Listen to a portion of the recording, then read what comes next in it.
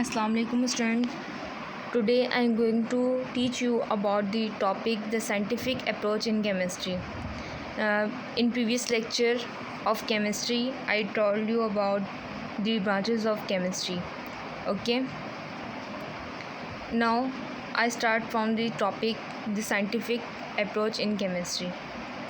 So you know that over the years science has developed through a series of discoveries which started off as observed natural phenomena which had to be explained.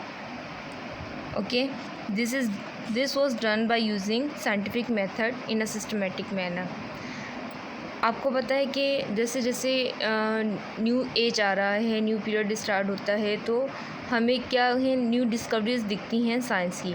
तो science की discoveries को अगर हम देखें, उनको जांचें, तो ये एक मैनर के थ्रू बनती हैं, एक सिस्टम के थ्रू बनती है. ठीक है, तो ऐसी ही कोई चीज़ लॉ नहीं बन जाती, कोई भी स्टेटमेंट थ्योरी नहीं बन जाती, बल्कि इसको बनाने के लिए कुछ ना कुछ प्रोसेस के थ्रू हमें इसको गुज़रना पड़ता है, जिसके थ्रू क्या करते हैं ये मतलब हमारा कोई ना कोई लॉ या थ्योरी बनती है. ठीक है, तो स्टूडेंट्स जो साइंटिफिक मेथड है उसके लिए आपको क्या करना पड़ता है, कुछ स्टेप्स गो थ्रू करने पड़ते हैं. Like ask a question, do background research, construct a hypothesis, test your hypothesis by doing an experiment, analyse your data and draw a conclusion, report your result. Okay, so ऐसे ही कोई output नहीं आ जाता, बल्कि result लाने के लिए हमें स्टार्टिंग से चलना पड़ता है. फर्स्ट सीढ़ी से हम चलते हैं, तब जाके हमें रिज़ल्ट मिलता है. अब ज़रा सी बात है, सीढ़ी कौन कौन सी हैं. हमारी फर्स्ट स्टेप होती है ऑब्जर्वेशन. ठीक है, ऑब्जर्वेशन के बाद hypothesis, then experiment could be become law or theory, it's depend on that, and after they become theory, it tested again, that is experiment. Okay, so I am discussing about observation. Okay, तो हम detail में observation को discuss करते हैं कि observation है क्या. आपको लफ्ज़ से ही पता चला है कि ऑब्ज़र्व करना, किसी भी चीज़ को ऑब्ज़र्व करना, तो हर चीज़ का, हर इंसान की जो ऑब्जर्वेशन है वो डिफरेंट होती है दूसरे इंसान से. ठीक है, तो कोई भी जिस तरह डिफरेंट पीपल अगर एक ही चीज़ को ऑब्ज़र्व कर रहे हैं तो डिफरेंट वे से ऑब्ज़र्व कर सकते हैं. लाइक अगर मैं किसी चीज़ को कोई भी चीज़ देख रही हूँ, उसको लाइक एक फ़ैन ले लेते हैं, फ़ैन जो मूव कर रहा है हमारी सरों पे डेली बेस पे होता है, तो हम अगर उसको देखते हैं कि वो किस तरह रोटेट कर रहा है, किस तरह मूव कर रहा है, तो ये सबका देखने का एक एक पॉइंट ऑफ व्यू डिफरेंट होगा. जैसा मेरा होगा वैसे ही पॉइंट ऑफ व्यू आपका नहीं हो सकता.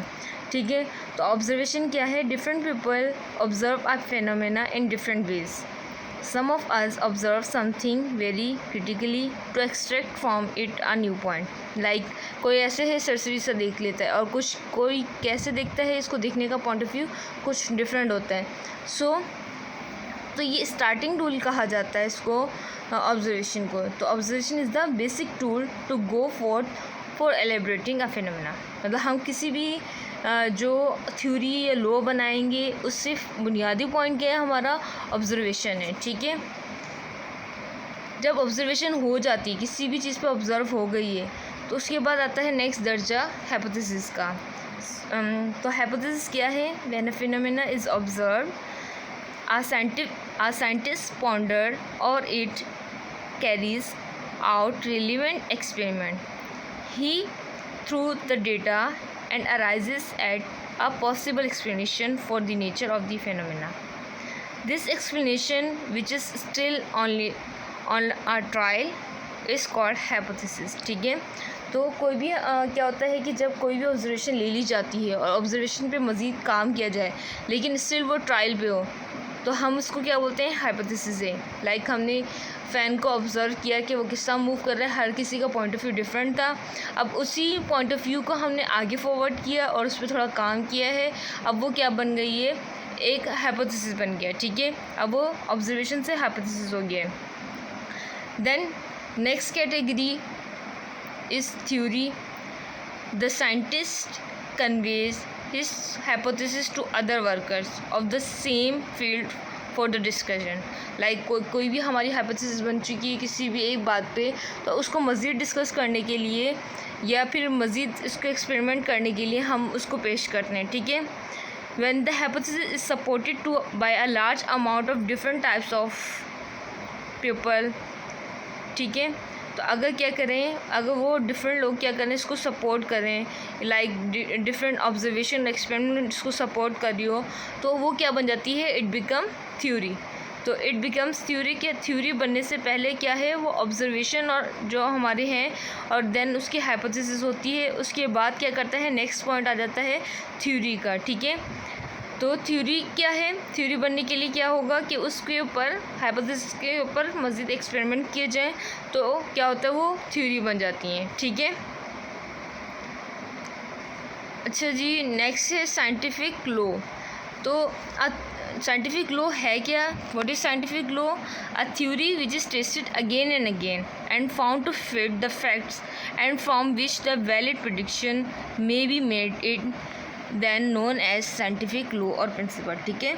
तो साइंटिफिक लॉ और प्रिंसिपल क्या है कि जो हमारी थ्योरी बन चुकी है, ठीक है, रिटन फॉर्मेट में आ चुकी है, जो थ्योरी बन गई है, अब उसके ऊपर मज़ीद एक्सपेरिमेंट किए जाए, मज़ीद उसको जांचा जाए.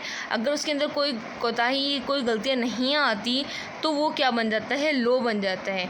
अदरवाइज़ वो लॉ नहीं बनता, वो थ्योरी ही रहती है. अगर लेट सपोज कोई एक्सपेरिमेंट फेल करता है उस थ्योरी को, तो वो आगे लॉ में कन्वर्ट नहीं होगी, सही है. तो ये हमारे मेथड्स थे जिसके थ्रू हमने क्या किया, चारों मेथड के थ्रू क्या होता है, एक साइंटिफिक अप्रोच बनती है, ठीक है. तो ये हर फील्ड में या आपको साइंटिस्ट करते हुए नज़र आते हैं, ठीक है.